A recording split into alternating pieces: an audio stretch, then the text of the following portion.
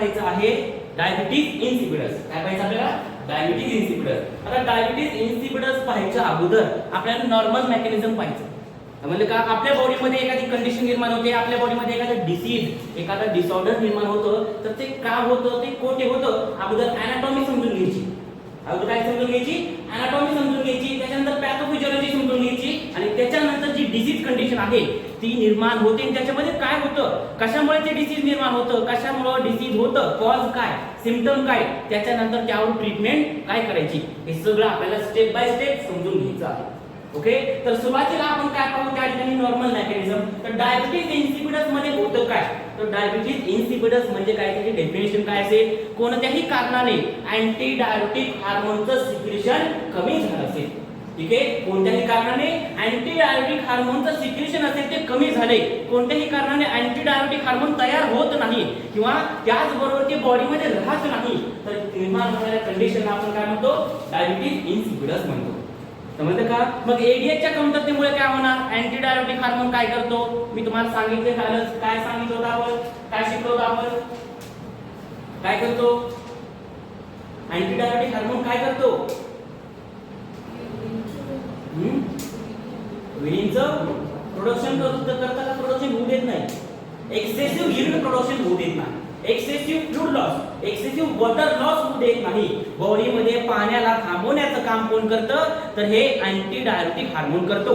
समजलं का? ते कशाच्या थ्रू करतं? अँटी डायबिटिक हार्मोन कुठे जातं? किडनीमध्ये जातं. किडनीमध्ये काय आहे? कलेक्टिंग ट्यूब्यूल्स आहे, माहितीये. मग त्या कलेक्टिंग ट्यूब्यूल्सला स्टिम्युलेट करून काय करत होतं? जे पाणी आहे ते फिल्टराइज केलेलं पाणी जे आहे ते ब्लड मध्ये टाकण्याचं काम कोण करत होतं? तर हे कलेक्टिंग ट्यूब्यूल्स करत होते. समजलं का? का करत होते? कारण अँटी डायबिटिक हार्मोन काय केलेलं याला स्टिम्युलेशन दिलेलं आहे. समजलं? ठीक आहे. मग जर अँटी डायबिटिक हार्मोनच तयार झालं नाही तर काय होतं? तर ही कंडिशन निर्माण होते, त्याला आपण काय म्हणतो? Diabetes insipidus. ओके, मग हायपोथॅलॅमस मध्ये मी तुम्हाला सांगितलं होतं काय म्हणतो आपण, जे पिट्युटरी ग्लॅंड आहे त्या पिट्युटरी ग्लॅंडला काय म्हणतो आपण? मास्टर ग्लॅंड म्हणतो. ठीक आहे, ते काय आहे? पिट्युटरी ग्लॅंड आहे, याला काय म्हणतो आपण? मास्टर ग्लॅंड म्हणतो. म्हणजे हायपोथॅलॅमस आहे त्याला काय म्हणतो आपण? Master of master gland. समजलं का? ठीक आहे, ही मास्टर ग्लॅंड आहे, हे मास्टर आहे, तर मास्टरचा पण मास्टर कोण आहे? हायपोथॅलॅमस आहे. समजतंय का? ठीक आहे. मग जे हायपोथॅलॅमस आहे, जे एडीएच हार्मोन आहे, ऑक्सिटोसिन हार्मोन आहे, असे वेगवेगळे जे हार्मोन्स आहेत ते कोठे बनतात? सिंथेसिस कोठे होतं यांचं? तर हे होतं हायपोथॅलॅमस मध्ये. समजलं का? ठीक आहे. हायपोथॅलॅमस मध्ये दोन कंपार्टमेंट आहेत. किती कंपार्टमेंट आहेत? दोन. ठीक आहे. एक जो कंपार्टमेंट आहे याला आपण काय म्हणतो? सुप्रा ऑप्टिक न्यूक्लियाय म्हणतो आणि दुसरा कंपार्टमेंट आहे त्याला काय म्हणतो आपण? पॅराव्हेंट्रिक्युलर न्यूक्लियाय असं म्हणतो. समजलं का? ठीक आहे. मग हा जो एडीएच जो आहे, हा एडीएच आहे, हा कोठे तयार होतो? कोठे बनतो? कोठे बनतो तो? काय सांगितलं होतं मी तुम्हाला? कुठे?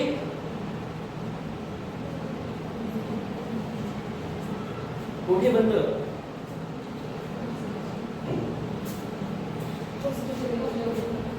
ऑस्ट्रेलिया. अरे बाबा, हायपोथॅलॅमस मध्ये बनतं. ठीक आहे. हायपोथॅलॅमस काय? फॅक्टरी आहे आणि हे पिट्युटरी काय? गोडाऊन आहे. फॅक्टरी मध्ये मला तयार होतं, गोडाऊन मध्ये साचलं जातं, त्याचं स्टोरेज केलं जातं. समजते का?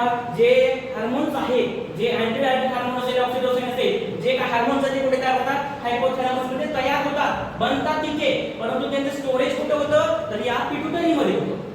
समजलं का? समजते सगळ्यांना? मग मी तुम्हाला सांगितलं होतं की ऑक्सिटोसिन हार्मोन कुठे बनतं? ठीक आहे, कोणत्या कंपार्टमेंट मध्ये बनतं? एडीएच हार्मोन कोणत्या कंपार्टमेंट मध्ये बनतं ते मी तुम्हाला सांगितलं होतं. दोन कंपार्टमेंट आहेत, एक आहे पॅराव्हेंट्रिक्युलर आणि दुसरा आहे सुप्रा ऑप्टिक न्यूक्लियाय. सांगितलं होतं ना? ठीक आहे. मग लक्षात नाही का? वॉइस सांगितलं होतं ना? सांगा मग कोठे बनतं anti diabetic hormone? Anti diabetic hormone hypothalamus मध्ये बनतं, परंतु कोणत्या कंपार्टमेंट मध्ये बनतं?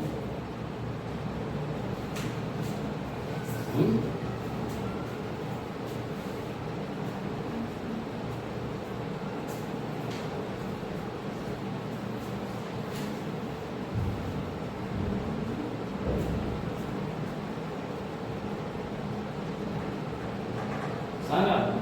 तुम्ही सांगितल्याशिवाय पुढचं घेणार नाही. प्रत्येक वेळेस अशीच बोंब आहे. तुम्हाला सांगतो, शिकवतो, काल परवा सांगितलेले तुम्हाला, काल परवा सांगितलेले नाही, काल परवा शिकवलेले की नाही.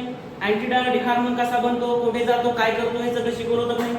बॉडीमध्ये पाणी कसं थांबतं, बॉडीमध्ये पाणी कसं जातं, आपल्या ब्लडमध्ये पाणी कसं मिक्स होतं, हे सगळं सांगितलं होतं नाही. मग लक्षात नाही का?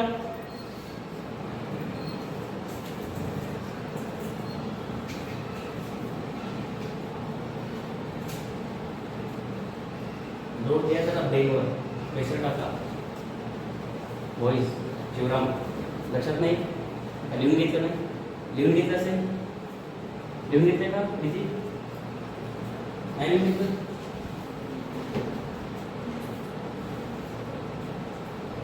कसं होतं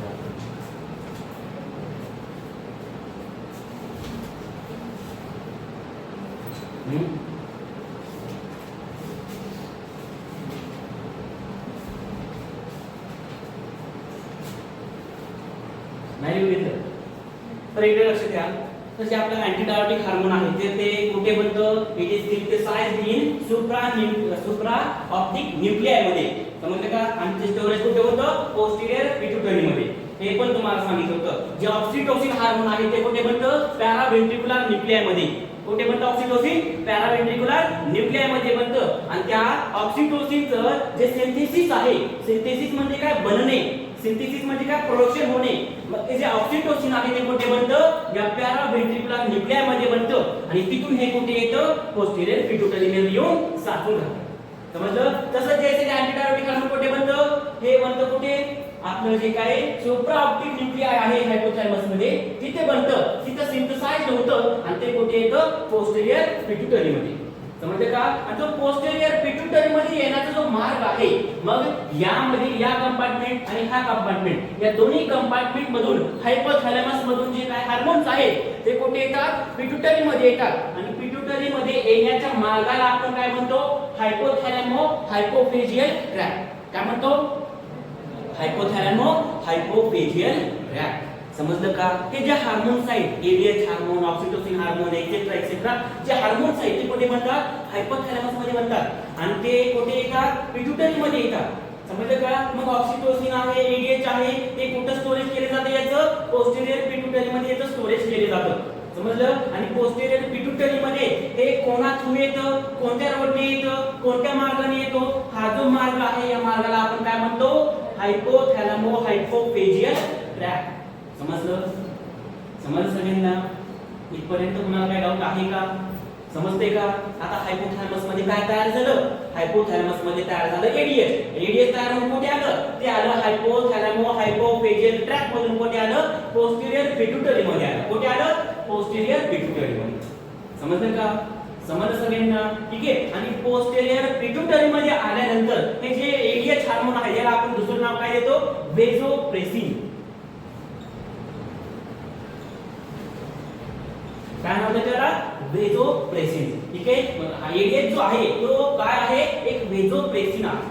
समजलं का? हा जो वेझोप्रेसिन, हा जो एडीएच आहे, हा काय होतं? मग यामधून निघतं. म्हणजे कुठून निघतं ते? एक पोस्टीरियर पिट्युटरी आहे याच्यामधून बाहेर पडतं. समजलं का? आता ज्यावेळेस बॉडीला गरज आहे, समजते सगळ्यांना, ज्यावेळेस बॉडीला गरज आहे, एडीएच ची गरज आहे, त्यावेळेस काय होतं? त्या जो एडीएच हार्मोन आहे तो पोस्टीरियर पिट्युटरी मधून रिलीज केला जातो. समजते का? काय केला जातो? पोस्टीरियर पिट्युटरी मधून रिलीज केला जातो. आणि हा जो काय पोस्टीरियर पिट्युटरी मधून रिलीज होणारा जो एडीएच आहे हा जातो कोणाकडे? कोणाकडे जातो? हा किडनीकडे जातो. समजलं का? किडनीकडे जाऊन काय करतो? जे कलेक्टिंग ट्युबिल्स आहेत, काय आहेत? कलेक्टिंग ट्युबिल्स आहेत, यांना काय करतं? त्या ठिकाणी यांच्यावर जाऊन काम करतं. काम करते म्हणजे काय? यांना जाऊन स्टिम्युलेशन करतं, स्टिम्युलेट करतं. समजते का? मग हे जे किडनी मध्ये जाणार, समजते सगळ्यांना? पॅथोफिजियोलॉजी समजते का? जे आपलं एडीएच हार्मोन आहे ते हायपोथॅलॅमस मध्ये तयार झालं, तिथून कुठे आलं ते? हायपोथॅलॅमो हायपोफेजियल ट्रॅक्ट मधून ते कुठे गेलं? पोस्टीरियर पिट्युटरी मध्ये गेलं. समजलं का? आता ज्यावेळेस बॉडीला गरज आहे त्यावेळेस काय होणार? जो एडीएच आहे तो एडीएच पोस्टीरियर पिट्युटरी मधून निघणार आणि कोणाकडे जाणार? हा जाणार किडनीकडे. समजलं का? किडनीकडे गेल्यानंतर तो कोणाकडे जाणार? किडनी मध्ये जाणार, तो कलेक्टिंग ट्युब्युल्स मध्ये. कोणाकडे जाणार? तो कलेक्टिंग ट्युब्युल्स मध्ये.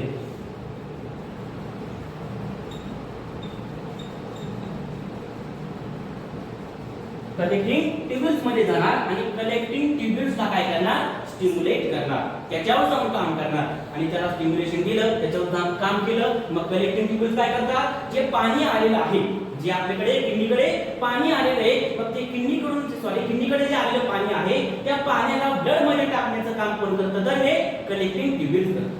समजलं का? अशा पद्धतीने आपल्या बॉडी मध्ये, आपल्या ब्लड मध्ये काय होतं, पाणी मिक्स होतं. समजलं सगळ्यांना? हे नॉर्मल मेकॅनिझम आहे, ही नॉर्मल पॅथोफिजियोलॉजी आहे. समजलं?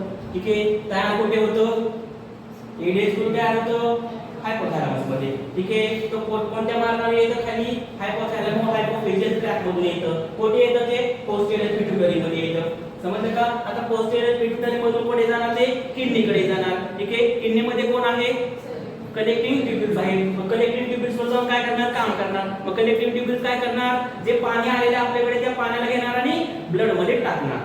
समजलं? ठीक आहे. समजते सगळ्यांना? It is normal mechanism. समजलं का? आणि यामुळे ठीक आहे, जे कलेक्टिंग ट्यूब्यूल्स स्टिम्युलेट झाल्यामुळे जे पाणी आहे ते ब्लड मध्ये टाकलं जाणार, युरिन मध्ये पाणी कमी जाणार.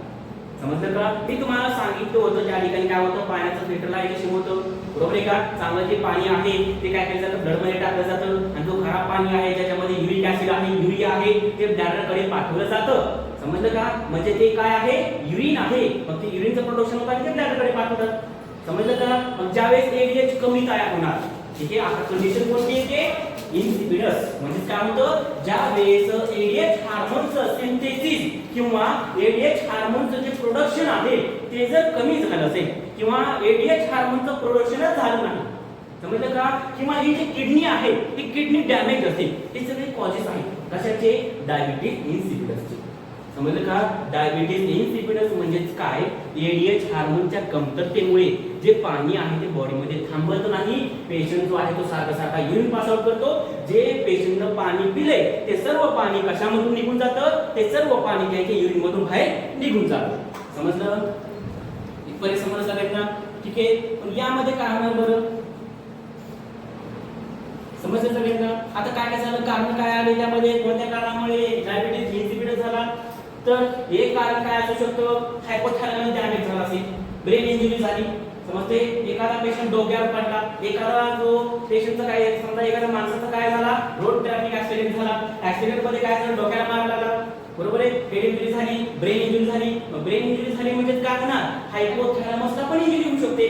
ठीक आहे. मग हायपोथॅलॅमसला इंजुरी झाली किंवा एखाद्या पेशंटला त्या ठिकाणी काय झालं असेल, ब्रेन ट्यूमर झालं असेल. समजते सगळ्यांना? एखाद्या पेशंटला काय झालं असेल, ब्रेन मध्ये ब्लड क्लॉट झाला असेल. समजलं का? आणि तो क्लॉट कुठे असेल, हायपोथॅलॅमसच्या जवळपास असेल. ठीक आहे. मग हायपोथॅलॅमस वर तो प्रेशर टाकणार, मग हायपोथॅलॅमस हार्मोनचं प्रोडक्शन करणार का, अजिबात नाही. समजलं का? एडीएचचं प्रोडक्शनच झालं नाही तर बॉडीला सप्लाय होणार का, नाही. समजते सगळ्यांना? इथपर्यंत समजले का? हे सगळं जे आहे, जे आतापर्यंत मी तुम्हाला सांगितले नॉर्मल मेकॅनिझम, पॅथोफिजियोलॉजी समजली का? ठीक आहे. एडीएच हार्मोन कसा तयार होतो, कुठे जातो, कुठे जाऊन तो कसा काम करतो, हे समजलं सगळ्यांना? ठीक आहे. आता पुढे आपण डिटेल मध्ये पाहू diabetes insipidus.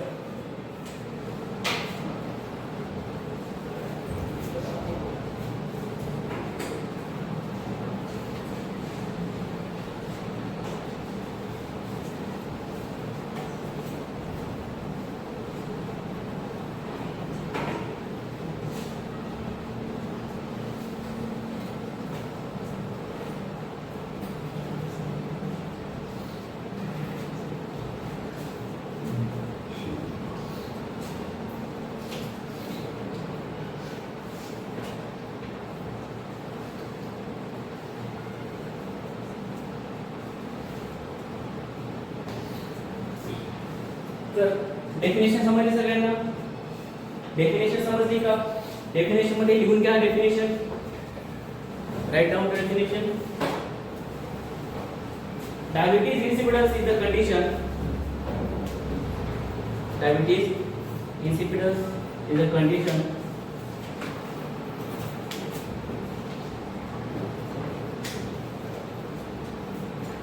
diabetes insipidus is the condition when urine production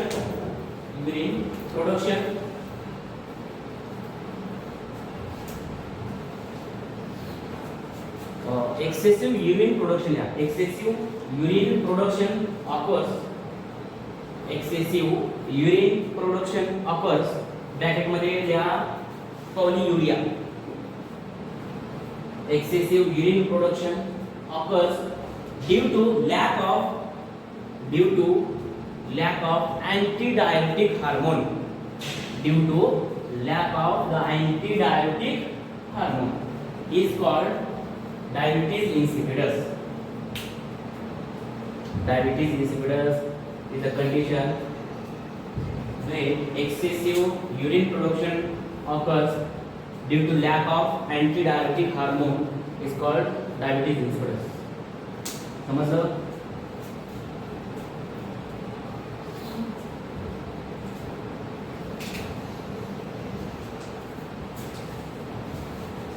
समजते का? ठीक आहे, डेफिनेशन समजली का? काय म्हणजे डेफिनेशन मध्ये काय सांगितलं मी तुम्हाला?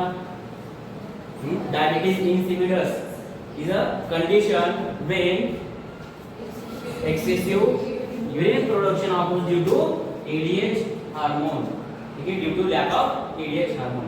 ते आपण पाहिलं होतं. म्हणजे काय होतं, एडीएच हार्मोनच्या कमतरतेमुळे जो पेशंट आहे तर त्या पेशंट काय करतो, पेशंटला पॉलियुरिया असतं. म्हणजे काय करतो पेशंट, सारखाच युरिन पास करतं. म्हणजे पेशंट मध्ये युरिन प्रोडक्शन कसं झालेलं आहे, जास्त झालेलं आहे.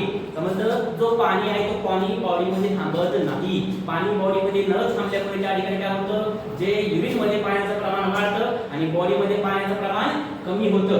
समजते सगळ्यांना? या कंडिशनला, याची कंडिशन आहे, ही अवस्था याला आपण काय म्हणतो, डायबिटीज इन्सिपिडस असं म्हणतो. समजलं का? मग याचे कॉजेस काय आहे ते पण पाहिजे आपल्याला. तर सर्वात आधी पाहू त्या ठिकाणी याचे टाइप्स कोणते कोणते आहेत. ठीक आहे, तर फर्स्ट टाइप आहे त्यामध्ये न्यूरोजेनिक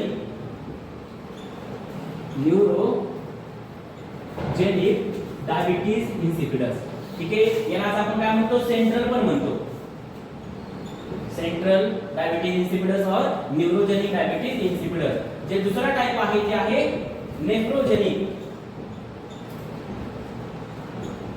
नेफ्रोजेनिक डायबिटीज इन्सिपिडस. तिसरा जो टाइप आहे तो आहे सायकोजेनिक.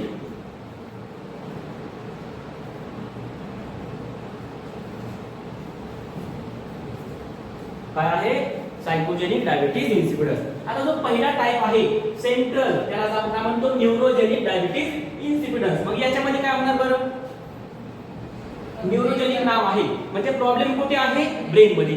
समजलं का? प्रॉब्लेम कुठे, हायपोथॅलॅमस मध्ये. मग याच्यामध्ये काय होऊ शकतं, हे न्यूरोजेनिक आणि सेंट्रल डायबिटीज इन्सिपिडस. मग हे होण्याचं कारण काय, याचं कॉज काय, तर ब्रेन इंजुरी. काय आहे, ब्रेन इंजुरी. किंवा त्याचबरोबर दुसरं काय, इन्क्रीज इंट्राक्रेनियल प्रेशर. ठीक आहे, त्याचबरोबर आणखी काय कॉज असू शकतं, कोणत्याही कारणाने जर काय झालं असेल, हायपोथॅलॅमस ग्लॅंड, कोणती ग्लॅंड, हायपोथॅलॅमस ग्लॅंड काय झाले असेल, इंज्युर्ड झाले असेल किंवा त्याचबरोबर काय असेल, ब्रेन ट्यूमर असेल, अशा वेगवेगळ्या कारणामुळे. किंवा तसंच काय असेल, महत्त्वाचं जे कॉज आहे ते आहे इन्फेक्शन. काय झालं असेल, इन्फेक्शन झालं असेल, ब्रेन इन्फेक्शन झालं असेल, मेनिंजायटिस झालं असेल, ब्रेन ऍब्सेस झाला असेल. मग अशा कंडिशन मध्ये काय होतं, पेशंटला कोणता डायबिटीज इन्सिपिडस होतं, न्यूरोजेनिक डायबिटीज इन्सिपिडस. आता न्यूरोजेनिक डायबिटीज इन्सिपिडस मध्ये होतं काय झालेलं असतं, पेशंटला डोक्याला मार लागलेला असतो, पेशंटच्या ब्रेनला मार लागलेला असतो. ब्रेनला काय झाली, इंजुरी झाली, इंट्राक्रेनियल प्रेशर वाढलं, ब्रेनचं प्रेशर जे आहे ते वाढले. समजलं का? सीएसएफ जो आहे, जे सेरेब्रोस्पायनल फ्लुइड आहे, त्याचं प्रेशर वाढले. मग सीएसएफचं फ्लुइड जेव्हा वाढतं तेव्हा काय होतं, ते सीएसएफ जे आहे ते ब्रेनवर कंप्रेशन देतं. समजते सगळ्यांना? ज्यावेळेस इंट्राक्रेनियल प्रेशर वाढतं त्यावेळेस काय होतं, जो सीएसएफ फ्लुइड आहे तो काय करतं, ब्रेनवर कंप्रेशन देतं आणि आपलं ब्रेन जो आहे तो काय होतं, हर्निएट होतं. काय होतं, हर्निएट होतं. What is herniate, what is herniation? मी तुम्हाला सांगितलं होतं बाबा, ब्रेन कसं असतं, नॉर्मल असं स्ट्रक्चर असेल तर त्यावेळेस काय होतं, जो ब्रेन आहे तो काय होतो, एका बाजूने दबला जातो. समजलं का? कोणत्याही बाजूने जर ब्रेनवर प्रेशर टाकलं तर जो ब्रेन आहे तो आणखी बाजूने काय होतो, दबला जातो. समजलं का? नॉर्मल असा ब्रेन असेल, ठीक आहे, काय असा ब्रेन आहे नॉर्मल, तर काय होणार, त्या ठिकाणी प्रेशर पडल्यामुळे काय होणार आहे, हे ब्रेन आहे तो वरच्या बाजूने दबला जाणार आहे. त्याला आपण काय म्हणतो, ब्रेन हर्निएशन म्हणतो. काय म्हणतो आपण, ब्रेन हर्निएशन. आणि हे जो ब्रेन हर्निएशन आहे हे कोणत्या कंडिशन मध्ये, कोणत्या आजारामध्ये बघायला मिळतो? हायड्रोसिफॅलस. माहिती सगळ्यांना हायड्रोसिफॅलस झाला असेल किंवा त्याचबरोबर त्या ठिकाणी त्या एखादा पेशंट आहे त्याला काय झाले, मेनिंजायटिस झाले.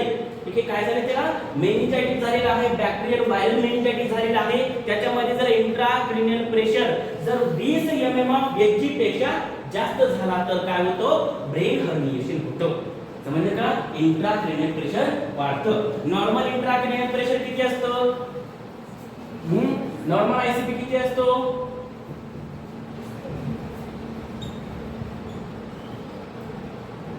किती असतो? 5 ते 15 mm ऑफ Hg. हा काय आहे? नॉर्मल इंट्राक्रॅनियल प्रेशर आहे. समजलं का? त्याचबरोबर आणखी काय झालं असेल पेशंटला? जर हायपोथॅलॅमस ग्लँडला जर इंजुरी झाली असेल, कोणत्याही कारणाने काय झाली? हायपोथॅलॅमस ग्लँडला इंजुरी झाली. मग तो ऍक्सिडेंटमुळे झाली असेल, डोक्याला मार लागला असेल, ब्रेनला मार लागला असेल, ब्रेन ट्यूमर असेल, कोणतीही कंडिशन असेल त्यामध्ये काय झालं? हायपोथॅलॅमसला इंजुरी झाली. मग हायपोथॅलॅमस त्याचं काम करू शकणार का? अजिबात नाही. हायपोथॅलॅमस त्याचं काम करू शकणार नाही. आणि ज्यावेळेस हायपोथॅलॅमस त्याचं काम करणार नाही म्हणजे काय करणार नाही? कोणत्याही हार्मोनचं सिक्रेशन जे काही सिंथेसिस आहे ते करणार नाही. कोणतेही हार्मोन बनवणार नाही. मग एडीएच बनवणार का? नाही. मग एडीएच बनणारच नाही. तर एडीएच किडनी पर्यंत जाऊन कलेक्टिव्ह ट्यूब्यूल्सला स्टिम्युलेट देणार का? नाही. त्यावेळेस जे कलेक्टिव्ह ट्यूब्यूल्स आहे ते पाण्याला सामावून घेणार का? पाण्याला ब्लडमध्ये टाकणार का? नाही. समजलं का? समजते सगळ्यांना? यालाच आपण काय म्हणतो? न्यूरोजेनिक डायबिटीज इन्सिपिडस म्हणतो. समजलं का? समजलं सगळ्यांना? आपण काय पाहिलं? Neurogenic diabetes insipidus. कोणत्याही कारणाने जर ब्रेन मध्ये काही जर डिफेक्ट निर्माण झाला, हायपोथॅलॅमस मध्ये डिफेक्ट निर्माण झाला आणि त्याच्यामुळे काय झालं नाही? एडीएचचं सिक्रेशन सिंथेसिस झालं नाही, तर त्यावेळेस त्या ठिकाणी बॉडीमध्ये एडीएच कमी होतो आणि त्याच्यामुळे त्या ठिकाणी बॉडीमध्ये पाणी थांबत नाही आणि त्या कंडिशनला आपण म्हणतो न्यूरोजेनिक डायबिटीज इन्सिपिडस. समजलं? दुसरा टाइप काय आहे? Nephrogenic diabetes insipidus. आता याच्यामध्ये काय होणार? आता दुसरा टाइप कोणता आहे? Nephrogenic diabetes insipidus. मग याच्यामध्ये काय होणार? जो डिफेक्ट आहे, जो प्रॉब्लेम आहे तो कशामध्ये आहे? किडनी मध्ये आहे. समजलं का? मग किडनी मध्ये जर प्रॉब्लेम असेल, मी तुम्हाला सांगितलं होतं हे काय आहे? किडनी आहे. ओके. आणि किडनी मध्ये काय आहे? कलेक्टिंग ट्यूब्यूल्स आहे. बरोबर आहे का? मग हे जे कलेक्टिंग ट्यूब्यूल्स आहेत ते कलेक्टिंग ट्यूब्यूल्स आहेत. तर या कलेक्टिंग ट्यूब्यूल्स मध्ये काय असणार आहे? त्यामध्ये कलेक्टिंग ट्यूब्यूल्स काय करतात? पाण्याला काय करतात? अब्झॉर्प्शन करण्याचं काम करतात आणि जे पाणी आहे त्या पाण्याला ब्लड मध्ये टाकण्याचं काम करतात. ठीक आहे. मग काय झालं? त्या ठिकाणी जो एडीएच आहे तो तयार झाले. समजते? ब्रेन कडून एडीएच आलेले, हायपोथॅलॅमस मधून पिट्युटरी मधून एडीएच आले, किडनी पर्यंत गेले, परंतु किडनी डॅमेज आहे. काय आहे? किडनी डॅमेज आहे. किडनी स्टोन झालेले पेशंटला, आपले किडनी मध्ये काय झाले असतील? स्टोन झाले असतील, कलेक्टिव्ह ट्यूब्यूल्स व्यवस्थित काम करू शकत नसतील किंवा कोणत्याही कारणाने एडीएच हार्मोन जो आहे, एडीएच हार्मोन जो आहे तो या कलेक्टिव्ह ट्यूब्यूल्स पर्यंत जाऊ शकत नसेल. समजलं का? काय होऊ शकत नसेल? या कलेक्टिव्ह ट्यूब्यूल्स पर्यंत जाऊ शकत नसेल. एखाद्या पेशंटला विल्स ट्यूमर झाला असेल. कोणता ट्यूमर?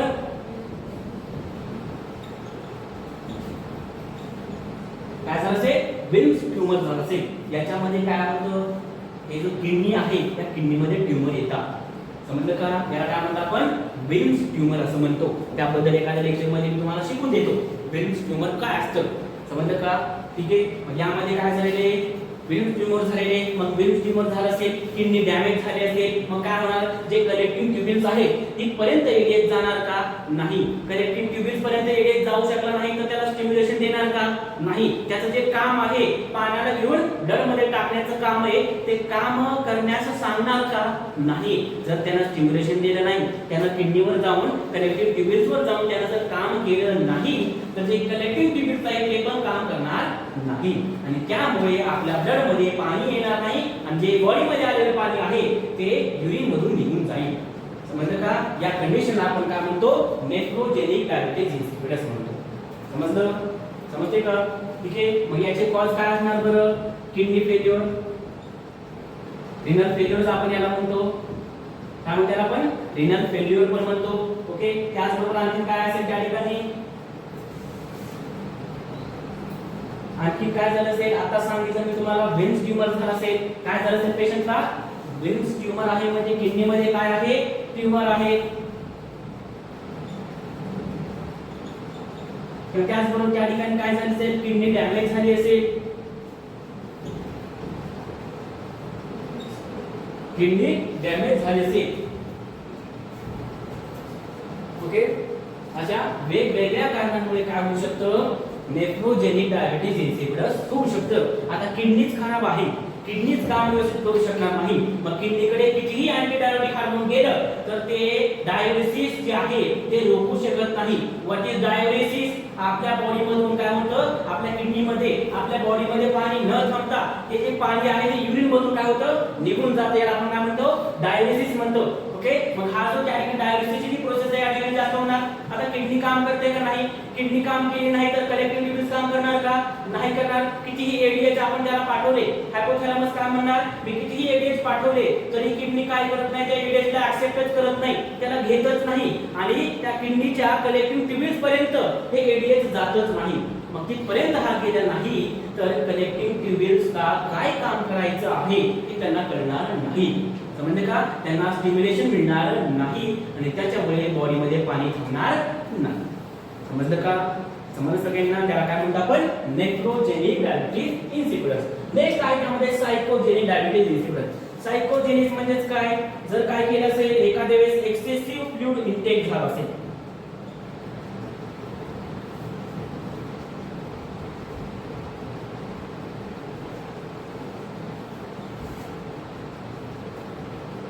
काय झालं असेल, एक्सेसिव्ह फ्लुइड इंटेक झाला असेल, त्यावेळेस आपल्याला काय दिसतं, सायकोजेनिक डायबिटीज इन्सिपिडस दिसतं.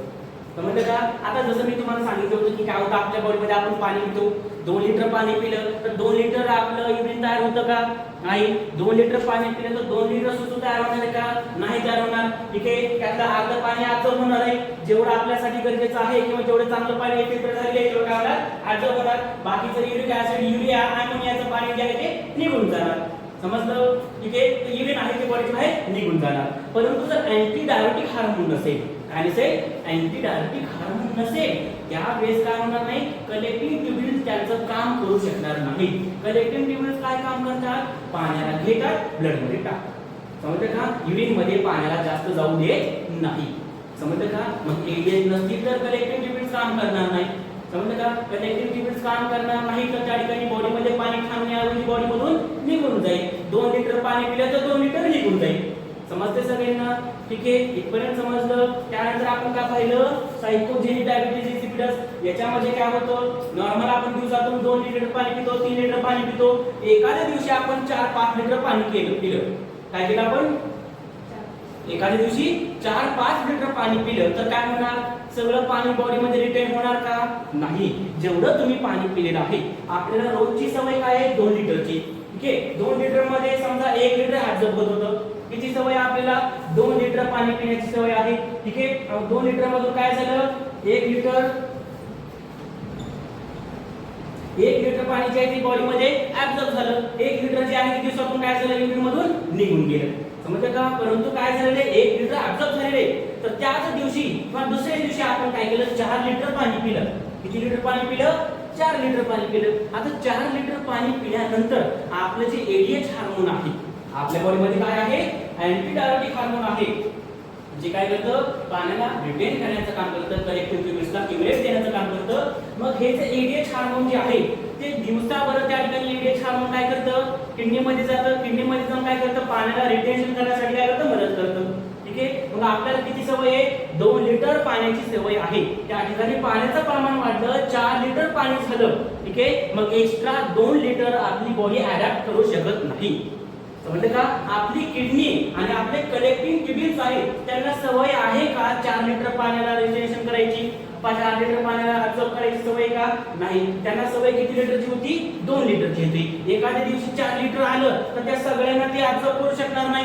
ठीक आहे, त्याची कॅपॅसिटी केवढी आहे, 1 लिटरची आहे. 1 लिटर ते ऍब्सॉर्ब करणार, त्याची अडॅप्टिव्हिटी किती आहे, 1 लिटरची आहे.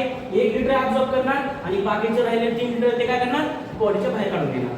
समजलं, ते युरिन मधून काढून देणार. याला आपण काय म्हणतो, सायकोजेनिक डायबिटीज इन्सिपिडस.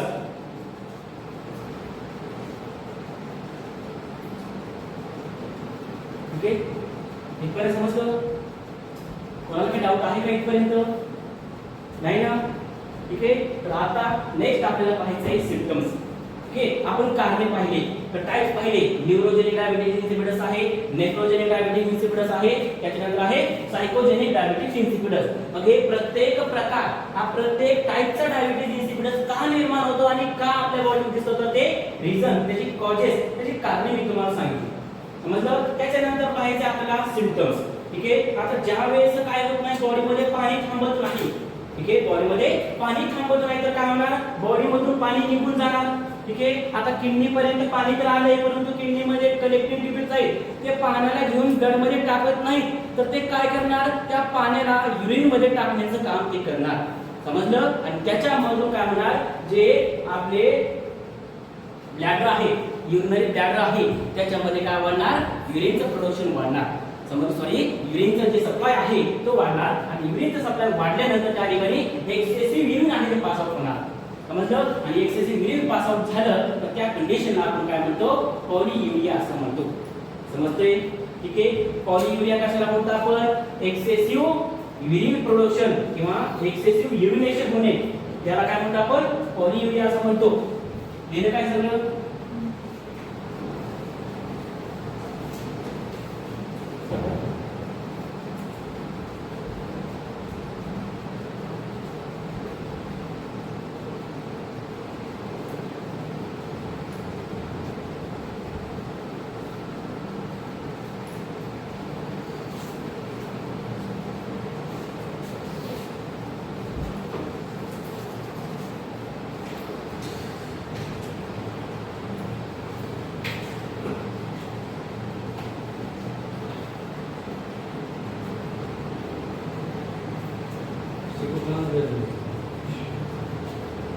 ठीक आहे. इथपर्यंत समजलं सगळ्यांना. तर आता नेक्स्ट पाहायचं आपल्याला ते म्हणजेच काय, क्लासिकल किंवा त्याला आपण म्हणतो क्लिनिकल मॅनिफेस्टेशन्स, त्याला आपण म्हणतो साइन अँड सिम्पटम्स. आता sign and symptoms, clinical manifestations काय बघायचे आपल्याला. आता यामध्ये काय काय होणार पेशंटला, युरिन प्रोडक्शन वाढणार, युरिनचं प्रोडक्शन वाढलं. ठीक आहे. बॉडी मधून त्या ठिकाणी एक्सेसिव्ह युरिन काय होतं, बॉडीच्या बाहेर पडतं. युरिन प्रोडक्शन होतं म्हणजेच काय, जास्तीत जास्त युरिन तयार बनवणार आणि युरिन जे आहे काय करणार, बॉडीच्या बाहेर पण टाकलं जाणार. याला आपण काय म्हणतो, पॉलियुरिया.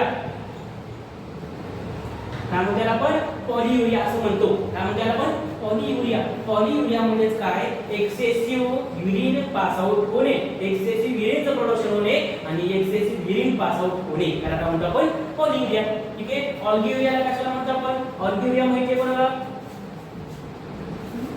ऑल्गियुरिया. ठीक आहे. ऑल्गियुरिया म्हणजे काय, पॉलियुरिया म्हणजे काय, एक्सेसिव्ह युरिन पास होतं. मग ऑल्गियुरिया म्हणजे काय, कमी युरिन पास होणे. समजलं का. युरिनचं प्रमाण काय होणे, कमी होणे. युरिनचं प्रोडक्शन पण कमी होतं. युरिनचं प्रोडक्शन कमी झालं तर युरिन पास पण कमी होणार. समजलं का. ॲन्युरिया म्हणजे काय, ॲन्युरिया म्हणजे काय, अजिबात लघवी न होणे. समजलं. युरिन पास न होणे परंतु युरिनचं प्रोडक्शन झालेलं असतं. याच्यामध्ये जे युरिनचं प्रोडक्शन आहे ते लेस दॅन 100 ml असतं. किती असतं ते, लेस दॅन 100 ml. 100 ml पेक्षा युरिनचं प्रोडक्शन झालेलं असतं. त्याच्यामुळे पेशंट सारखा किंवा पेशंट जो आहे तो युरिन पास करतं का, नाही, पेशंट युरिन पास करत नाही. त्या कंडिशनला आपण म्हणतो ॲन्युरिया. समजलं का, समजलं सगळ्यांना.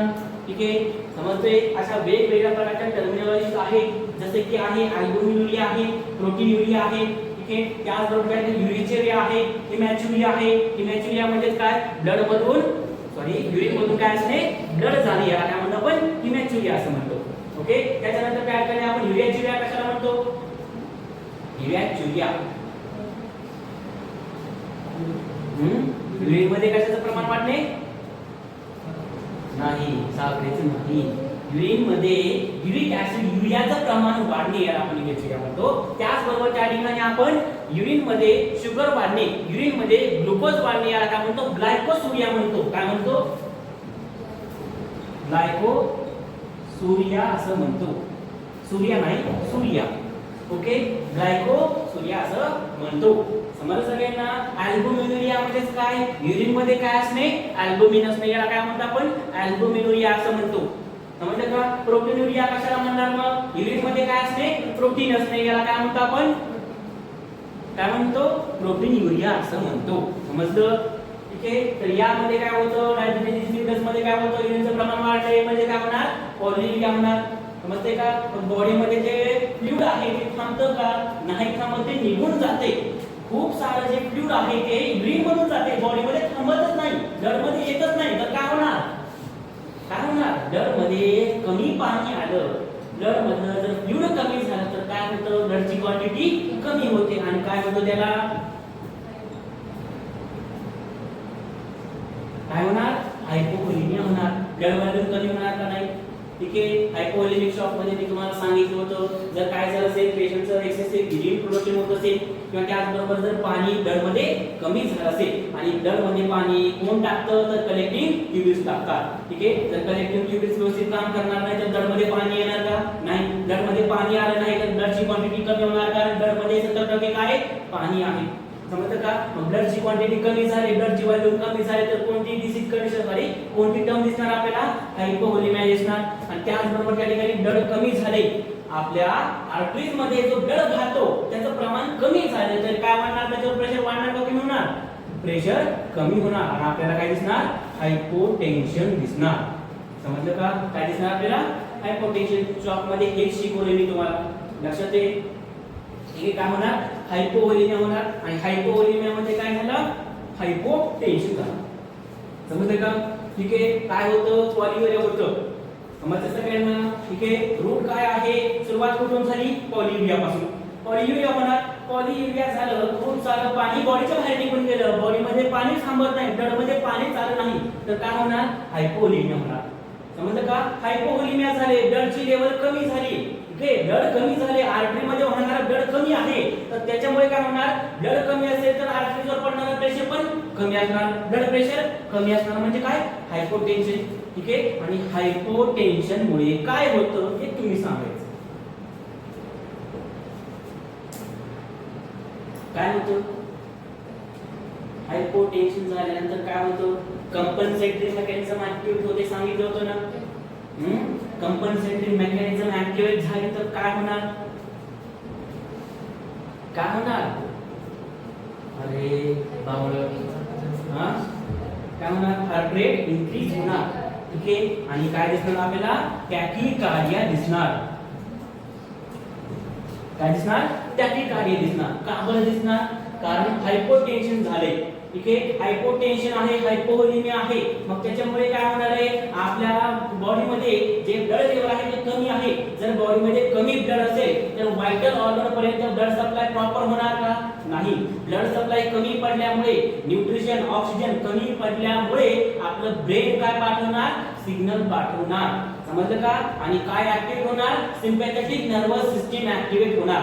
समजलं का. आणि ती सिम्पॅथेटिक नर्वस सिस्टीम ऍक्टिव्हेट होणार आणि ती काय करणार, ती आपल्या हार्टला एक इंपल्स पोहोचवणार, कंपन्सेटरी मेकॅनिझम ऍक्टिव्हेट करायला सांगणार आणि आपलं हार्ट काय करणार, ते ऐकणार आणि आपलं हार्ट जे आहे ते जास्त कंपन्सेट करणार, म्हणजे काय करणार, जास्त कॉन्ट्रॅक्ट करणार आणि जो फोर्स ऑफ कॉन्ट्रॅक्शन आहे ते पण वाढणार. जर फोर्स ऑफ कॉन्ट्रॅक्शन वाढलं, कॉन्ट्रॅक्शनची क्षमता वाढली, मग हार्ट जे आहे ते काय करणार, जास्तीत जास्त ब्लड बाहेर फेकण्यासाठी काय करणार, जास्त काम करणार, जास्त पंप करणार. बरोबर आहे का. जास्त पंप केला तर काय वाढणार, हार्ट रेट वाढणार. समजलं का. समजते सगळ्यांना. आता सुरुवातीला धडक धडक धडक असं धडकत होतं, परंतु आता काय झाले, ब्लड कमी पडते म्हणून काय सांगितलं त्याला, जास्त धडक बाबा, जास्त काम कर, जास्त ब्लड दे. मग तो काय करणार, जास्त ब्लड देण्यासाठी जास्त पडणार, म्हणजे काय करणार, धडधड धडधड धड करणार. समजलं. आता समजलं का. ठीक आहे. आणि काय दिसणार आपल्याला, टॅकीकार्डिया दिसणार. ठीक आहे. टॅकीकार्डियामध्ये जे पल्स रेट आहे ते कितीच्या अबोव असतं,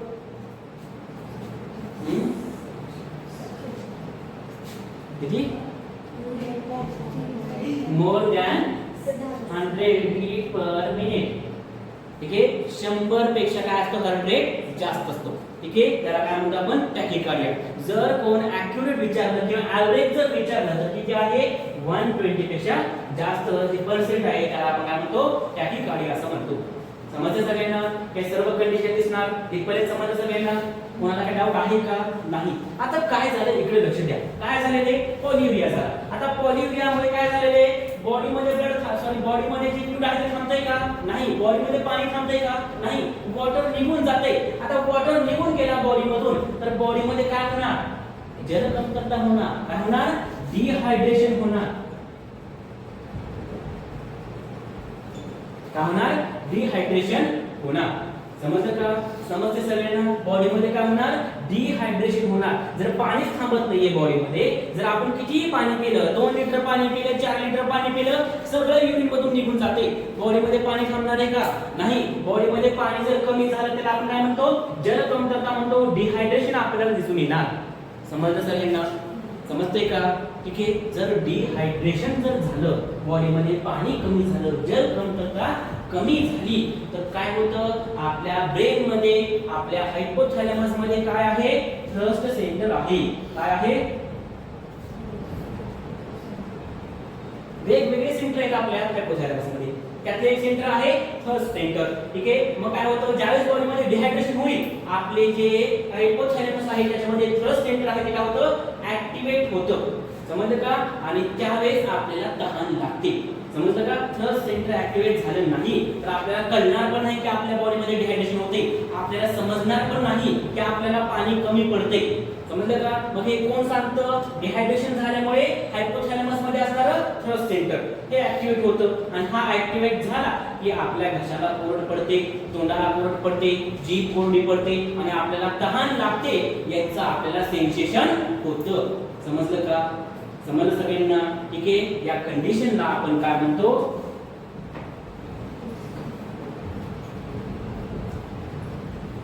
काय म्हणतो याला आपण? पॉलिडिप्सिया असं म्हणतो. समजलं का? समजलं सगळ्यांना?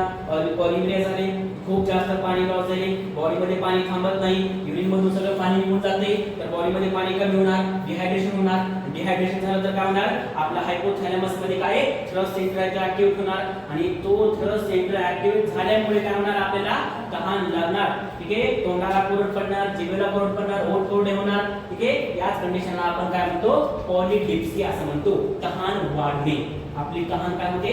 वाढते. समजलं? आणि पेशंटला काय पिऊ वाटतं? काय पिऊ वाटतं? कोल्ड वॉटर, थंड थंड पाणी पिऊ वाटतं. समजलं का? पाणी तर पिऊ वाटतं, परंतु साधं पाणी पिऊ वाटतं का नाही? साधं पण पाणी पिऊ वाटतं, परंतु जास्त क्रेविंग कशाची होते? थंड पाण्याची. समजलं? ठीक आहे. इथपर्यंत समजलं सगळ्यांना? हा पॉइंट समजलं का? की डायबिटीज इन्सिपिडस मध्ये काय आहे? दिसणारे सिम्पटम आहे. इथपर्यंत कोणाला काही डाऊट आहे का? नाही. आता आणखीन एक टर्म आहे ते म्हणजे काय? आता काय झाले? पॉलियुरिया झाले. म्हणजे काय होणार? खूप सारं जे पाणी आहे ते बॉडीच्या बाहेर निघून जाणार. समजलं का? मग मी तुम्हाला एक गोष्ट सांगितली होती की सोडियम आहे आपल्या बॉडीमध्ये. माहितीये सोडियम काय करतं? पाण्याला थांबवून ठेवतं. ठीक आहे. पाण्यासोबत राहतं. मी तुम्हाला सांगितलं होतं जिथं सोडियम जाईल तिथं पाणी जाईल. समजलं का? यांची दोस्ती आहे. समजलं? यांची दोस्ती एकदम स्ट्रॉंग आहे. यांची फ्रेंडशिप एकदम स्ट्रॉंग आहे. एक जर कुठे गेला तर त्याच्या मागे दुसरा जाणार. समजलं का? आता पाणी असेल, पाणी बॉडीच्या बाहेर जाणार आहे, मग काय करणार? सोडियम काय म्हणणार? मी तरी थांबून काय करू? मी पण तुझ्या बरोबर येतो. मग तो पण काय करणार? बॉडीच्या बाहेर पाण्याबरोबर निघून जाणार. समजलं का? मग बॉडीमध्ये सोडियम असणार का? नाही. सोडियमची लेवल कमी असणार. त्याच्यामुळे आपल्याला काय दिसणार? हायपोनॅट्रेमिया. कोणतं मिया? हायपोनॅट्रेमिया. समजलं? समजलं सगळ्यांना? काय होणार? हायपोनॅट्रेमिया दिसणार. इथपर्यंत कोणाला काही डाऊट आहे का? नाही. समजलं सगळ्यांना? ठीक आहे. त्याचबरोबर त्या ठिकाणी खूप सारं पाणी आपल्या बॉडीच्या बाहेर निघून जाते, तर आपल्या बॉडीमध्ये डिहायड्रेशन होतं. त्याचबरोबर आपल्या बॉडीमध्ये इलेक्ट्रोलाइट थांबतेत का? नाही. पाण्यामधून इलेक्ट्रोलाइट बॉडीमध्ये येते, परंतु ते इलेक्ट्रोलाइट त्या पाण्याबरोबर बाहेर निघूनही जाते. म्हणजे त्यावेळेस काय होणार? इलेक्ट्रोलाइट इम्बॅलन्स होणार. दुसरं काय सिम्पटम दिसणार आपल्याला त्यामध्ये? इलेक्ट्रोलाइट इम्बॅलन्स दिसणार.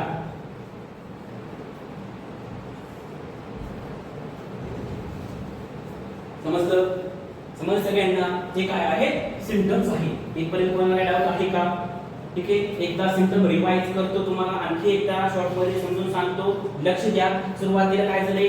आता एडीएच हार्मोन नाही, अँटीडायरेटिक हार्मोन नाही, म्हणजे जे युरिन बॉडीच्या बाहेर पाठवलं जातं, ठीक आहे, त्याच्यावर कंट्रोल ठेवणारा हार्मोन आहे का? नाही. बॉडीच्या बाहेर कमी युरिन पाठवायचे, जास्त पाणी आपल्या बॉडीमध्ये थांबवायचे. मग यासाठी जो कंट्रोल देणारा, यासाठी स्टिम्युलेशन देणारा जो अँटीडायरेटिक डायबिटिक हार्मोन आहे का? नाही. त्याच्यामुळे काय होणार नाही, बॉडीमध्ये पाणी थांबणार नाही, कलेक्टिंग ट्युब्यूल्स त्याचं काम करणार नाही, बॉडीमधून पाणी निघून जाईल. कलेक्टिंग ट्युब्यूल्स पासून पाणी जर निघून गेलं पुढे ते कुठे जाणार, ते जाणार युरेटर्स मधून, म्हणजे काय, मूत्रवाहक नलिका, जे जाऊन ब्लॅडरला मिळतात. मग त्यामधून ते कुठे जाणार, ब्लॅडर मध्ये जाणार. मग सगळं पाणी ब्लॅडर कडे जाणार, ब्लड मध्ये जाणार का? नाही. मग ब्लॅडर कडे सगळं पाणी गेलं की ब्लॅडर मध्ये काय आहे, युरिन आहे. मग हे सगळं पाणी युरिन मध्ये मिक्स झालं की सगळं काय बनलं, युरिन बनलं. समजलं का? मग हे जे युरिन आहे हे सगळं काय होतं, पास होतं. समजलं का? पेशंटला जे आहे वॉशरूमला जाण्याचं प्रमाण वाढतं, सारखं पेशंट काय करतो, युरिन पास आउट करतो, त्याला काय म्हणतो आपण, पॉलियुरिया असं म्हणतो. समजलं? समजलं का? त्याच्यानंतर आणखी काय म्हणतात, जर पॉलियुरिया आहे, खूप सारं जे फ्लुइड आहे, पाणी आहे, वॉटर आहे, ते बॉडीच्या बाहेर निघून जाते, तर ब्लड मध्ये पाणी जाणार का? नाही. ब्लड मध्ये पाणी मिक्स होणार का? नाही. ब्लड मध्ये पाणी मिक्स होणार नाही. त्याचबरोबर पाणी आपल्या बॉडीमध्ये थांबणार नाही. समजलं? जर पाणी आपल्या ब्लड मध्ये, बॉडी मध्ये नाही थांबलं तर काय होणार, ब्लडची मात्रा कमी होणार, ब्लडची क्वांटिटी कमी होणार, आणि ब्लडची व्हॉल्यूम जर कमी झाली तर काय दिसणार, हायपोव्होलेमिया दिसणार. समजलं का? मी तुम्हाला सांगितलं होतं ज्यावेळेस हायपोव्होलेमिया होईल त्यावेळेस काय होणार, हायपोटेन्शन होणार. जर ब्लडच कमी आहे तर आरटीओस पडणारा प्रेशर कमी असणार, जास्त असणार, कमी असणार, ऑब्विसली कमी असणार. मग काय होणार, आरटीओवर पडणारा प्रेशर पण कमी असणार आणि त्यामुळे आपल्याला हायपोटेन्शन दिसणार. समजलं? जर आपल्या बॉडीमध्ये हायपोव्होलेमिया आहे, हायपोटेन्शन आहे, तर आपल्या व्हायटल ऑर्गन पर्यंत ब्लड जाणार आहे का? नाही. त्यावेळेस काय होणार, सिम्पॅथेटिक नर्वस सिस्टम आणि कंपन्सेटरी मेकॅनिझम काय होणार, ऍक्टिव्ह होणार, आणि त्याच्यामुळे हार्टचं फंक्शन वाढणार, हार्टची पंपिंग वाढणार, त्याच्यामुळे काय वाढणार, हार्टचा रेट वाढणार. हार्ट रेट वाढला जर 120 किंवा 100च्या वर गेला तर काय दिसतं, टॅकीकार्डिया. ठीक आहे, त्याला काय म्हणतो आपण, टॅकीकार्डिया म्हणतो. समजलं का? त्याचबरोबर आणखी काय पाहिलं आपण, जर बॉडीमध्ये फ्लुइड रिटेन्शन होत नाही, बॉडीमध्ये फ्लुइडचं, वॉटरचं ऍब्सॉर्प्शनच होत नाही, तर काय दिसणार, डिहायड्रेशन दिसणार, जलकमतरता होणार. समजलं का? डिहायड्रेशन झाले की काय होतं, आपले जे हायपोथॅलॅमस मध्ये काय स्ट्रेस सेंटर आहे ते ऍक्टिव्ह होतं. समजलं का? ते ऍक्टिव्हेट झालं की आपल्याला कशाची जाणीव होते, तहान लागल्याची जाणीव होते, आपल्याला तहान लागते, तहान वाढते. समजलं? त्याला काय म्हणतो आपण, पॉलिडिप्सिया असं म्हणतो. समजलं का? समजलं सगळ्यांना? आणि पेशंटला काय वाटणार, थंड पाणी पिऊ वाटणार, तहान लागणार, परंतु कशी तहान लागणार, त्याला थंड पाण्याची तहान लागणार, थंड पाणी पिण्याची तहान लागणार. समजलं? ठीक आहे. त्याच्यानंतर आपण काय पाहिलं, हायपोनेट्रिमिया. हायपोनेट्रिमिया काय होतं बरं, आता काय झालेले, पाणी खूप सारं बॉडी मधून बाहेर निघून जाते, बॉडीमध्ये पाणी आहे का? नाही. मी तुम्हाला सांगितलं होतं की आपलं सोडियम आहे, हे आपल्या बॉडीमध्ये काय सोडियम आहे, तो सोडियम काय करतो, पाण्याचं रिटेन्शन, म्हणजे पाण्याला काय करतं, सोबत ठेवतं, जिथे जिथे जातं तिथे पाण्याला घेऊन जातं. समजलं का? हे दोघं मित्र असल्यासारखे, एक जर सोबत असेल तर दुसरा त्याच्या सोबत असणारच. समजलं? हे दोघं जे आहे ते एकटे राहू शकत नाही. समजलं का? जिथं सोडियम जाईल तिथं पाणी जाईल, जिथं पाणी जाईल तिथं सोडियम जाईल. ठीक आहे. आता पाणी कुठे जाते, बॉडीच्या बाहेर जाते. पाणी जर बॉडीच्या बाहेर जात आहे, खूप सारं पाणी बॉडीच्या बाहेर जात आहे, मग सोडियम पण काय म्हणणार, मी पण तुझ्या सोबत येतो, आणि सोडियम पण काय जाणार, बॉडीच्या बाहेर पडणार. त्यावेळेस बॉडीमध्ये काय कमी होणार, सोडियम कमी होणार, त्याला आपण म्हणतो हायपोनॅट्रिमिया. समजलं का? ठीक आहे. आणखी दुसरी कंडिशन काय दिसणार आपल्याला, इलेक्ट्रोलाइट इम्बॅलन्स. जर बॉडीमध्ये पाणीच थांबलं नाही, पाण्यामधून आपण इलेक्ट्रोलाइट्स घेतले, ठीक आहे, परंतु ते आपल्या बॉडीमध्ये इलेक्ट्रोलाइट आले आणि बॉडीमधून तसंच बाहेर निघून गेले, ते बॉडीमध्ये इलेक्ट्रोलाइट थांबले का? इलेक्ट्रोलाइट बॉडीमध्ये न थांबल्यामुळे आपल्याला काय दिसतं, इलेक्ट्रोलाइट इम्बॅलन्स झालेले दिसतं, बॉडीमधील ब्लडमधील इलेक्ट्रोलाइट कमी झालेले दिसून येतात. समजतंय? ठीक आहे. साइन अँड सिम्पटम समजले सगळ्यांना? ठीक आहे. इथपर्यंत कोणाला काही डाऊट आहे का?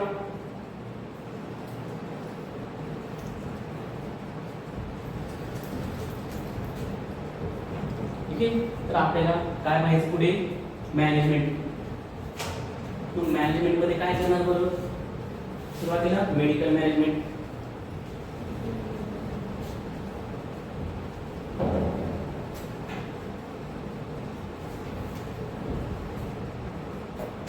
काय करणार सुरुवातीला आपण मेडिकल मॅनेजमेंट करणार. आता मेडिकल मॅनेजमेंट मध्ये तो ट्रीटमेंट मध्ये आपण त्याला काय देणार, काय देणार बरोबर माहिती कोणाला, आपण त्याला देणार डेस्मोप्रेसिन.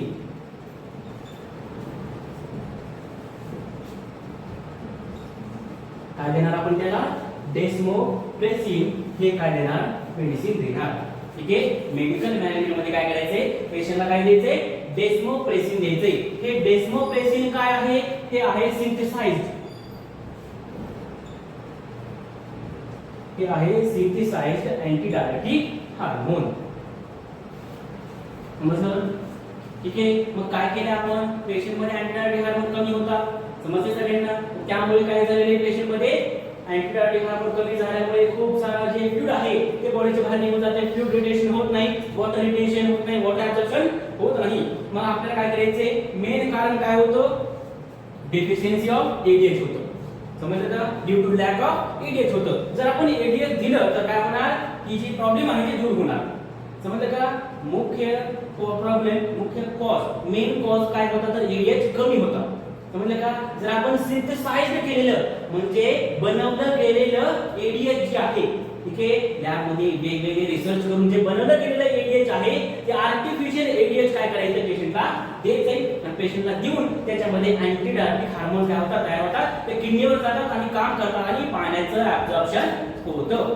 समजलं. समजलं का. मग ते सिंथेसाइज्ड एडीएच चं नाव काय आहे, डेस्मोप्रेसिन आहे. डेस्मोप्रेसिन द्यायचंय आणि त्या पेशंटला काय करायचंय, पेशंटला जे आहे ते मॉनिटर करायचे, पेशंटचं जे काय पॉलियुरिया आहे त्याला मॉनिटर करायचे. पुढे सांगणारा इथपर्यंत समजलं सगळ्यांना. ठीक आहे. मेडिकल मॅनेजमेंट समजली का. आता नर्सिंग मॅनेजमेंट काय करणार, काय करणार आपण,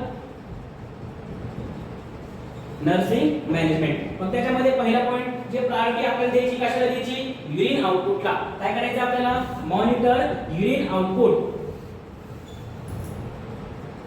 काय करायचे, युरिन आउटपुट जे आहे ते मॉनिटर करायचे. आपण मेडिकल मॅनेजमेंट केलं, पेशंटला काय दिलं, डेस्मोप्रेसिन दिलं. डेस्मोप्रेसिन काय आहे, it is a synthesised ADH आहे. म्हणजे काय, हा जो एडीएच हार्मोन आहे ते बनवला गेलेला एडीएच हार्मोन आहे आणि ते काय करायचंय, पेशंटला द्यायचं आहे. त्या एडीएच हार्मोनचं नाव आहे डेस्मोप्रेसिन. ठीक आहे. आपल्या बॉडीमध्ये काय आहे, वेसोप्रेसिन. सांगितलं ना मी, लिहून दिलं होतं. वेसोप्रेसिन काय, आपल्या बॉडीमध्ये नॅचरली तयार होणारं एडीएच आहे. समजलं का. आणि जे आर्टिफिशियली दिलं जाणारं जे एडीएच आहे त्याला काय म्हणतो आपण, डेस्मोप्रेसिन म्हणतो. समजलं का. मग हे जे डेस्मोप्रेसिन आहे ते देऊन आपण काय करू शकतो, त्या पेशंट मध्ये एका बाळ आहे त्या बाळामध्ये आपण काय करू शकतो, त्या ठिकाणी वॉटर रिटेन्शन, वॉटरचे ऍब्सॉर्प्शन आहे ते वाढवू शकतो. समजलं. समजलं सगळ्यांना. त्यानंतर आणखी काय करणार आपण, नर्सिंग मॅनेजमेंट करणार. नर्सिंग मॅनेजमेंट मध्ये काय करणार, मॉनिटर करणार. काय मॉनिटर करणार, युरिन आउटपुट. ठीक आहे. युरिन आउटपुट मॉनिटर करायचे आपल्याला. जर आपण काय दिले, डेस्मोप्रेसिन दिले तर त्याचा इफेक्ट होतो की नाही, पेशंटच्या ब्लॅडर मधून जे युरिन आहे ते पास होतं तर ते किती होतं. समजलं का. त्या डेस्मोप्रेसिनचा काय इफेक्ट आहे का नाही, नॉर्मल त्या ठिकाणी युरिन आउटपुट आहे का नाही, का अबनॉर्मलच आहे, आपण दिलेल्या ट्रीटमेंटचा काय इफेक्ट होतो का नाही ते चेक करण्यासाठी काय करायचंय, युरिन आउटपुट मॉनिटर करायचं आहे. समजलं का. समजलं सगळ्यांना. त्याचबरोबर त्या ठिकाणी पेशंटला काय देणार तुम्ही, पेशंटला देणार प्लेंटी फ्लुइड्स, फ्लूइड डाएट किंवा त्याला आपण फ्लूइड इनटेक म्हणतो. ठीक आहे. फ्लूइड इनटेक वाढवायचे. ठीक आहे. प्लेंटी फ्लुइड्स प्रोव्हाइड करायचे आहेत. ठीक आहे. फ्लूइड डाएट द्यायचे पेशंटला. त्याचबरोबर त्या ठिकाणी काय करणार, आणखी तुम्ही आणखी काय करणार, त्या पेशंटला कोणता बेड देणार, कोणत्या बेडवर पेशंटला झोपवणार. बेड मेकिंग म्हणजे शिकू नये, त्या पेशंटला आपण रिनल बेडवर झोपवणार. लक्षात आहे की नाही. समजते. त्या पेशंटला काय करणार, रिनल बेडवर झोपवणार. ही जी कंडिशन आहे ती कशाशी रिलेटेड आहे, किडनीशी रिलेटेड आहे की नाही. ठीक आहे. युरिनशी रिलेटेड आहे की नाही. मग त्या ठिकाणी काय करणार तुम्ही, कार्डियक बेडवर झोपवणार पेशंटला नाही, रिनल बेडवर पेशंटला झोपवायचे, कम्फर्टेबल पोझिशन मध्ये पेशंटला झोपवायचं आहे. समजलं का. जर शक्य असेल तर काय करायचे, कॅथेटरायझेशन करायचे. काय करायचे, कॅथेटरायझेशन करायचं आहे. शक्य आहे म्हणजेच काय, एखाद्या पेशंटला जर त्या ठिकाणी काय झालं असेल, मेल पेशंट आहे, फिमेल पेशंट आहे, जेनेटल इंजुरी झाली असेल, ठीक आहे, कोणत्याही प्रकारची जेनेटल इंजुरी झाली असेल किंवा याच्या अगोदर कोणती जेनेटल सर्जरी झाली असेल, मग त्याला लगेच कॅथेटर टाकणार का, नाही. सिच्युएशन काय आहे ते पाहणार, पेशंटच्या सिच्युएशन अकॉर्डिंग, पेशंटची कंडिशन काय ते पाहणार आणि फिजिकल एक्झामिनेशन करणार आणि त्याच्या अकॉर्डिंग आपण काय करणार, पेशंटला कॅथेटरायझेशन करणार. समजलं का. मग नर्सिंग मॅनेजमेंट मध्ये काय करणार तुम्ही, मॉनिटर युरिन आउटपुट, युरिनचा आउटपुट किती आहे तो मॉनिटर करणार, प्लेंटी फ्लूइड देणार. ठीक आहे. त्याचबरोबर फ्लूइड इंटेक वाढवणार आणि काय देणार त्याला, फ्लूइड डाएट वगैरे देणार. त्याचबरोबर कॅथेटरायझेशन करणार. आणखीन काय करणार बरं, आणखीन काय करणार तुम्ही,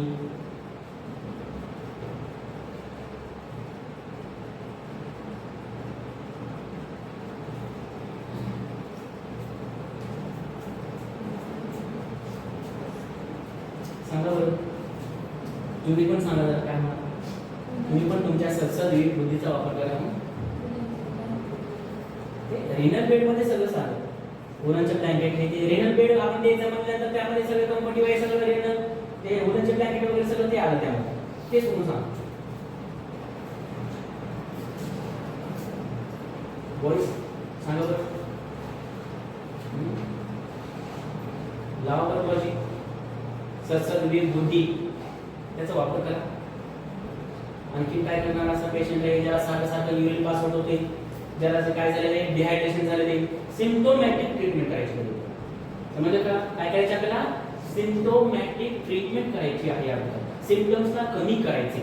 ठीक आहे, सुरुवातीला कारण काय होतं, त्या कारणाला आपण कमी केले. जे कारण होतं ते काय होतं, deficiency of ADH, lakh of ADH. मग त्या ठिकाणी आपण काय केलं, सिंथेसाइड एडीएच दिले आता आपण. ठीक आहे, मग बाकीचे जे सिम्प्टम्स आहेत, आता कारण जे होतं ते कारणाला आपण कमी केले, कारणाला दूर केले. तर आपण काय करणार, जे सिम्प्टम्स आहेत त्यांना पण कमी करणार. मग सिम्प्टम काय काय होते, पॉलियुरिया. आता एडीएच जो आहे तो नॉर्मल झाला, बॉडीमध्ये एडीएच आला, त्यामुळे काय होणार, वॉटर रिटेन्शन होणार, पॉलियुरिया होणार नाही, पॉलियुरिया कमी होणार. समजलं का, मग त्यामध्ये काय होणार, आपला हायपोव्होलिमिया झाला होता की नाही. ठीक आहे, मग हायपोव्होलिमिया ट्रीट करायसाठी काय करणार तुम्ही, एडीएच काम करतच असतो, परंतु जर खूप सारं हायपोव्होलिमिया झालं असेल, एक्सेसिव्ह हायपोव्होलिमिया झालं असेल, जर ब्लड लॉस झाला असेल, ब्लड कमी झालं असेल, ब्लडची क्वांटिटी कमी झाली असेल, तर काय करणार, पेशंट जो आहे तो हायपोव्होलिमिक शॉक मध्ये जाऊ नये म्हणून काय करायचे, आयव्ही फ्लुइड लावायची आहे. काय लावायचे, आयव्ही फ्लुइड द्यायची आहे. पेशंटला काय लावायची, इंट्राकॅथ लावायची, आयव्ही कॅन्युला लावायचे आणि त्यामधून आपण काय द्यायचे. आता पेशंट मध्ये काय होता, हायपोनॅट्रिमिया होता, सोडियमची लेवल कमी होती का नाही, होती ना. मग त्यामध्ये काय करणार आपण, एनएस देणार का नाही, किती पर्सेंट देणार आपण त्या ठिकाणी, एनएस 0.9% नॉर्मल सलाईन लावणार. समजलं. ठीक आहे, त्याचबरोबर त्या ठिकाणी काय झालं होतं, पेशंट मध्ये इलेक्ट्रोलाइट इम्बॅलन्स झालं होतं का नाही, झालं होतं नाही, इलेक्ट्रोलाइट कमी झाले होते का नाही. मग इलेक्ट्रोलाइट भरून काढण्यासाठी आपण काय करणार, रिंगल्स लॅक्टेट देणार. किती ml चं, 500 ml चं रिंगल्स लॅक्टेट आहे ते पेशंटला किती वेळ देणार, दिवसातून 2 वेळेस काय करणार, बीडी देणार. दिवसातून 2 वेळेस रिंगल्स लॅक्टेट लावणार. समजलं का, नॉर्मल सलाईन आहे दिवसातून 3 वेळेस, नॉर्मल सलाईन 3 वेळेस द्यायची आहे आणि आले काय करायचंय, बीडी द्यायचं आहे. समजलं का, बाकी सगळी मॅनेजमेंट असेल ते डॉक्टरांच्या ऑर्डर नुसार, as per doctor prescription. Okay, डॉक्टरच्या ऑर्डर नुसार, डॉक्टरांच्या प्रिस्क्रिप्शन नुसार काय करायचं आपल्याला बाकी मॅनेजमेंट करायची आहे. समजलं सगळ्यांना.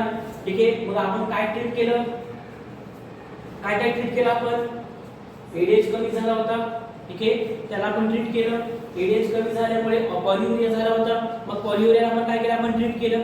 ठीक आहे, त्यामुळे त्या ठिकाणी आपण आणखी काय केलं, जे पेशंटच्या ब्लड व्हॉल्यूम, पेशंटची काय झाली होती, ब्लड व्हॉल्यूम कमी झाली, की हायपोव्होलिमिया झाला होता. मग हायपोव्होलिमिया ट्रीट करण्यासाठी आपण काय केलं, प्लेंटी फ्लुइड पण दिले. काय वाढवलं आपण, पेशंट मध्ये पाण्याचं प्रमाण वाढवण्यासाठी पेशंटला जास्त पाणी प्यायला सांगितलं, चांगलं पाणी प्यायला सांगितलं आणि फ्लुइड इंटेक वाढवायला सांगितली. त्याचबरोबर पेशंटला फ्लुइड डाएट घ्यायला सांगितलं. त्याचबरोबर आपण आणखी काय दिलं, हायपोनॅट्रिमिया झाला होता पेशंटला, सोडियमची लेवल कमी झाली होती, त्यासाठी काय दिलं आपण, नॉर्मल एनएस दिलं 0.9%. समजलं का. आणि पेशंट मध्ये काय झालं होतं, इलेक्ट्रोलाइट इम्बॅलन्स झाला होता, इलेक्ट्रोलाइट कमी झाले होते, मग ते भरून काढण्यासाठी आपण काय दिलं, रिंगल्स लॅक्टेट दिलं. समजलं का, समजलं सगळ्यांना. ठीक आहे, आणि त्यानंतर आणखी काय झालं होतं, डिहायड्रेशन. मग डिहायड्रेशन पेशंटला झालेलं असेल, मग ते डिहायड्रेशन आपण काय करतो, एनएस दिलं, आरएल दिलं. पेशंट मध्ये होणारी जल कमतरता आपण काय करतो, ते नॉर्मल सलाईन, आरएल आणि जास्तीत जास्त फ्लुइड इंटेक वाढवल्यामुळे काय होतं, पेशंटचं डिहायड्रेशन कमी होतं. समजलं. पेशंटला तहान लागते ना, पाणी प्यायला द्यायचं. समजलं का, पाण्याचं प्रमाण वाढवायचं.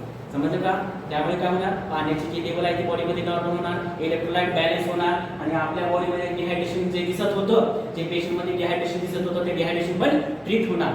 समजलं का. आणि अशा पद्धतीने जो डायबिटीज इन्सिपिडस आहे तो डिसीज कंडिशन काय होणार, बरी होणार. समजलं. समजलं सगळ्यांना. इथपर्यंत कोणाला काही डाऊट आहे का, समजलं. हा होता डायबिटीज इन्सिपिडस. आता डायबिटीज मलायटस जो आहे तो आपण उद्याच्या क्लासला डिस्कस करू. ओके, डायबिटीज मलायटसचे टाइप किती आहेत, type first, type second diabetes मलायटस.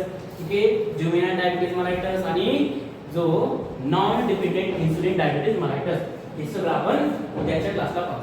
समजलं. समजलं सगळ्यांना. ठीक आहे.